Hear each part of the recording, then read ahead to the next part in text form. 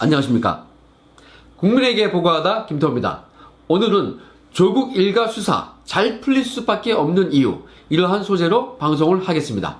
본격적인 방송 전에 여러분 노땅을 뚫고 가는 이 김태호TV를 열렬히 응원해 주시길 바랍니다. 자, 여러분 지금 생각보다 수사가 잘 풀리고 있습니다. 와, 세상에 조국이 ATM 기기를 이용해서 자신의 계좌에서 정경심의 계좌로 5천만 원을 보냈다고 합니다. 야, 역시 이 수사에서 아직도 이 계좌 추적, 이 금융거래 추적은요, 아직은 정말 좋은 무기입니다. 자금 추적에서 걸리면 이건 그냥 게임 끝이거든요. 바로 물증이기 때문에 그만큼 자금 추적이 무섭고요. 특히나 이제 자금 세탁을 잡아내잖아요. 그거는 그냥 한 방에 끝나는 거예요. 이번에 제대로 잡혔습니다, 여러분. 저는 이 뉴스를 접하고 깜짝 놀랐습니다. 조국이 소환 조사를 언제 받느냐, 그리고 조국이 구속되느냐 안 되느냐, 뭐 이게 중요한 게 아니에요. 지금 여건이 한창 진행하고 있는 그 검찰 개혁이라는 게 얼마나 파렴치한 행위인지를 우리가 알게 된 것입니다. 이게 중요한 겁니다. 그렇습니다, 여러분. 그들은 모두 알고 있었습니다. 그렇기 때문에 통상적인 사람들과 똑같은 방법으로 소환되고 수사를 받고 조사받고 그리고 공보가 된다면요, 이거 완전히 치명상을 입게 된다는 것을 그들은 모두 알고 있었던 것입니다. 그래서 그렇게 결사적으로 막고 있었던 거예요. 그들은 그토록 조국 일가에 대한 수사를, 그 수사 상황을요, 국민들의 알 권리를 위해서 최소한도로 알아야 하는 그 정도마저도 통제를 하고 틀어막아 버렸어요. 다른 사람들과 비교해 볼 때 이거 엄청난 특혜를 받은 것입니다. 여러분, 이 세상에 ATM 기기를 이용해서 이 돈을 송금했는데요, 그게 정말로 상황이 다급해 보였네요. 그때 조국이 ATM 기기 앞에 가서 카드를 투입하고 귀찮게 실입, 넣었다 뺐다 하면서 8번, 9번씩이나 정말 여러 번 송금하는 일을, 그걸 반복했다고 생각하니까 이 그림이 한번 쫙 그려지거든요, 지금. 와, 현직 민정수석이라는 사람이, 야, 그러한 행위를 했다. 참 놀랍습니다, 진짜. 저는 조국 수석의 그 민정수석실에서 일을 할 때 약간 좀 뭐라고 해야 할까요? 그 사람의 개성을 말하자면 조금 엉뚱한 면이 있다고 그렇게 느꼈었거든요. 이번에도 좀 그렇습니다. 조국이 90도로 뭐 인사하고 뭐 이런 거 보면요, 좀 약간 개그스럽기도 하거든요. 이거 한번 보십시오. 자신은 겸손한 척 하고 있는데 이게 다 좀 오버스러워요. 확실히 이 보통 사람은 아닙니다. 우리의 상식적인 그런 사람은 아닌 것 같습니다. 여러분, 조국이 장관 후보자 시절에 엘리베이터 타기 전에 기자들을 상대로 할 때의 그 심각한 표정과 엘리베이터에서 그 웃다가 그 들켰던 그거 한번, 그 표정을 한번 생각해 보십시오. 그리고 트위터 한번 생각해 보십시오. 말로 표현 못할 조금 그러한 듯한 그 개그스러움이 은근히 있습니다. 저는 그걸 조금 엉뚱하다고 표현을 했는데요.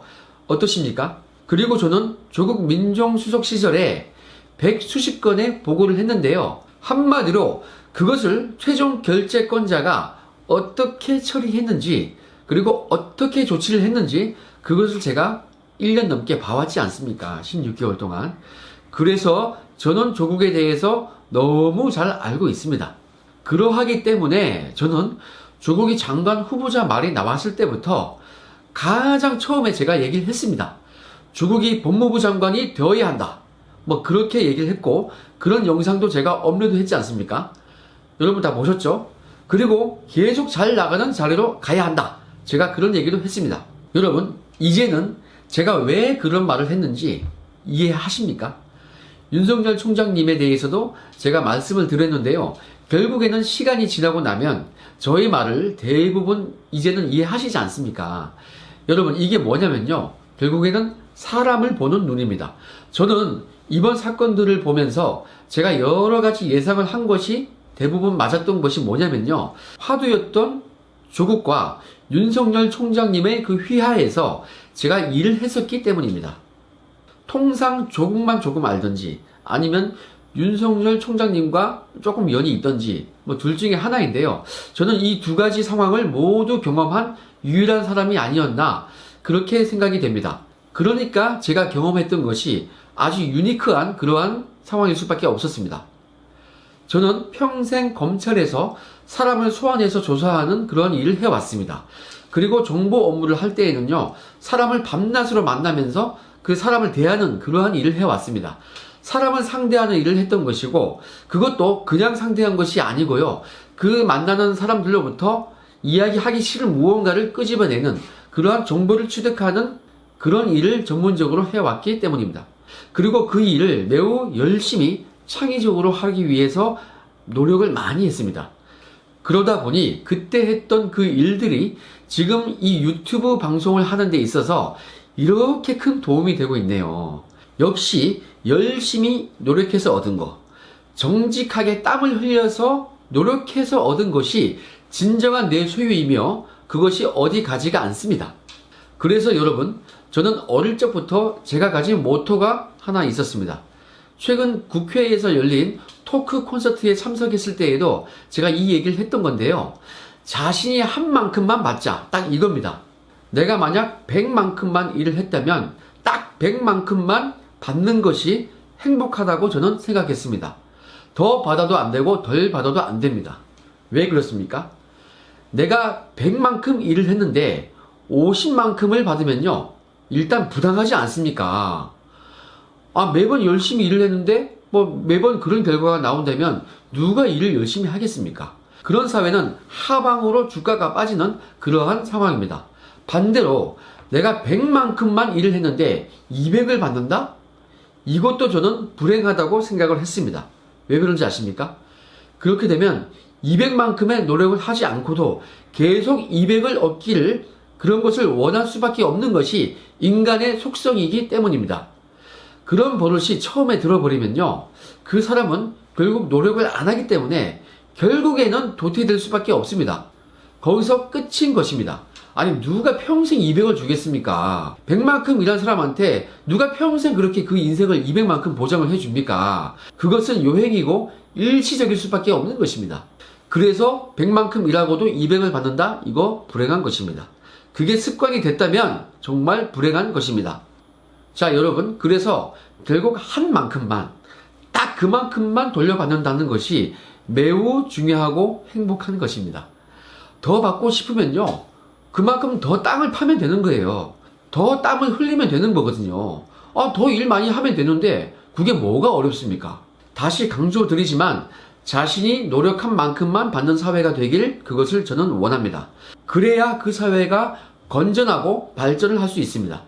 그래서 우리는 지금 이 어려운 시련을 맞고 있는 청년들에게, 우리 후배들에게 열심히 일할 수 있는 그 기회만큼은 줘야 합니다. 그러니까 이 조국 일가의 그 조국의 딸 아들, 이런 사회가, 이들이 특권을 받는 사회가 얼마나 지금 우리 사회를 좀먹는 것입니까? 자, 열심히 일하지도 않고 또는 노력조차, 그리고 시도조차 하지 않는 아이들에게 매월 한 달에 50만 원씩 줘버리면요, 그것은 그 아이들의 인생을 망쳐버리는 것입니다. 그것에 길들여지면요, 그 순간 그 아이들은 이미 노예의 길로 들어서는 것입니다. 그 아이들 결코 그거 공짜 아니에요. 자신의 인생을 갉아먹고 그 돈 받는 겁니다. 이것을 빨리 깨우쳐야 합니다. 그렇게 노예가 되어서 자신에게 50만 원 주는 정부, 그것을 칭송하면서 PC방에서 탕진하면서 우리 우파 유튜버들이나 공격하면서 씹어대면서 인생을 허비하고 있습니다. 우리 아이들이 그럼 다음번에는 70만 원을 주는 곳을 선호를 하겠죠. 이게 뭡니까? 정부는 우리 아이들의 미래를 그깟 푼돈으로 유린하지 맙시다. 자, 조국 이야기를 하다가 잠깐 격가지로 얘기를 했는데요. 이것도 매우 중요하고 의미 있는 얘기라서 제가 잠깐 짬을 내서 얘기를 했습니다. 여러분, 다시 조국으로 돌아와서요, 저는 그만큼 조국을 잘 알고 있었고, 그래서 조국이 계속 중용되길 바랬는데, 딱 제 생각대로 조국이 민정수석으로 아주 장수를 했고요, 법무부 장관까지 하였습니다. 그리고 조국은 저의 기대를 저버리지 않고 계속 엉뚱한 일을 했습니다. 자, 검찰 개혁한다는 거요, 그걸 자신과 자신의 가족을 수사하는 그러한 검찰을 제어하기 위해서 개혁했다? 지금 보면 딱 그렇게 판단되지 않습니까? 국민이 주는 공권력, 그것을 자신의 사적인 이익을 위해서 그 공권력을 집행했다고 밖에는 달리 생각되지 않습니다. 너무 파렴치하지 않습니까, 여러분? 이거 김영란법 위반, 이 소지가 있습니다. 이거 한번 파봐야 됩니다. 이해 충돌도 되고요. 이것도 잊지 말고 추후에 우리가 꼭 따져봐야겠습니다. 자, 이제 검찰은 조국을 정조준하고 있습니다. 뭐 정상적인 국가라면요, 조국 동생도 구속되고 조국 본인도 구속되고 이것이 맞겠죠. 그런데 하도 요즘 비정상적인 일들이 계속 많아지니까, 그러니까 제가 기가 막히고 지금 코가 막힌 거 아닙니까? 뭐 조국 동생이 우리에게 의미가 있는 건 아니지 않습니까, 여러분? 그러니까 우린 조국에게 집중을 해야겠습니다.